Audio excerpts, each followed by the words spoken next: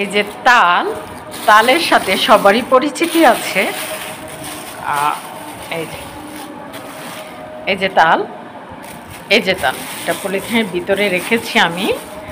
আমার হাজব্যান্ড মানে অর্ণিয়রপির বাবা বাজার থেকে 3টা তাল আনছিল, একটা আমি রান্না করেছি আর 2টা ভাবছি রেখে দিব, পরে পরে অন্য অন্য দিন রান্না করব।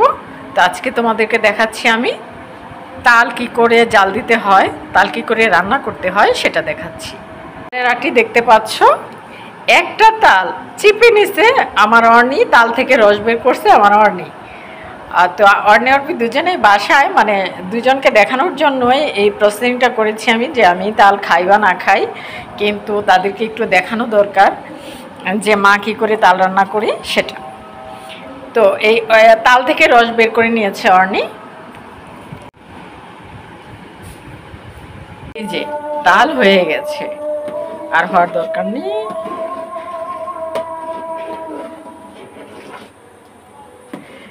এই যে তালের রস আমি জাল করেছি, তারপর তালের রসে দিয়েছি সামথিং লবণ, সামান্য একটু নারকেলের 3-4 ফুটা নারকেল তেল দিয়েছি, তারপর দিয়েছি নারিকেল, সাগু ধুয়ে নিয়ে সাগু দিয়েছি, চিনি দিয়েছি, দুধ দিয়েছি, তেজপাতা, লং, গোলমরিচ, খাল, এলাচ, দারচিনি সেগুলো দিয়েছি। হ্যাঁ, সল্ট অ্যাড করেছি। এই দেখো এই পর্যায়ে হয়ে গেছে।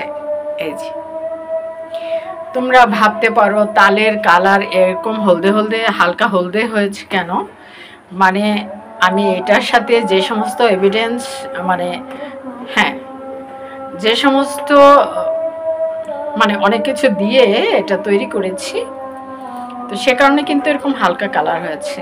দুধ দিয়েছি 1/2 লিটার, একটা তালের মধ্যে 1/2 লিটার দুধ দিয়েছি, নারকেল দিয়েছি 2টা, চিনি দিয়েছি 1/2 কেজি পরিমাণ, হ্যাঁ 1/2 কেজি পরিমাণ দিয়েছি বোধহয়।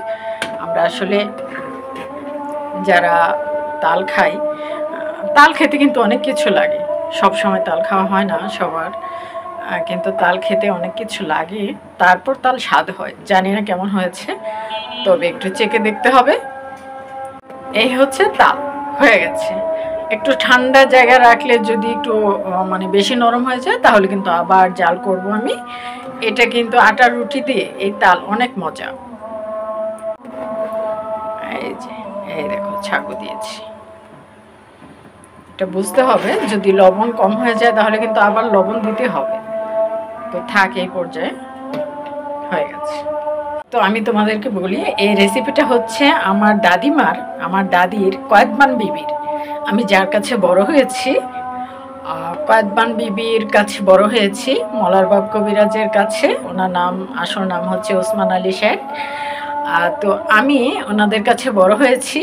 এই যে এই মানে এই তাল, জাল দেওয়া তালটা মলারবাব কবিরাজের ভীষণ ভালো লাগতো। হ্যাঁ, মানে এই তাল খেতে পছন্দ করতো। কদমা বিবির হাতের রান্না মলারবাব কবিরাজ ভীষণ পছন্দ করত। ছোটবেলায় আমার দাদি এগুলো খাইয়েছে আমাকে, আমার দাদিমা। সব মিলিয়ে এই যে তাল, এই রেসিপিটা কয়েদবান বিবির রেসিপি।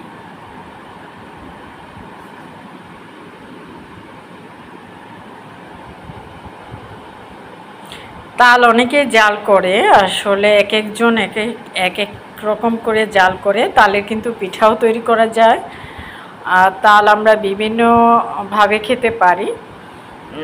সে কারণে বলছি যে সবার রেসিপিটা এক না, এক একজন এক এক রেসিপিতে রান্না করে। এটা হচ্ছে কয়েদবান বিবির রেসিপি। বলেছিলাম এই যে পুঁইশাক গাছ দেখেছ,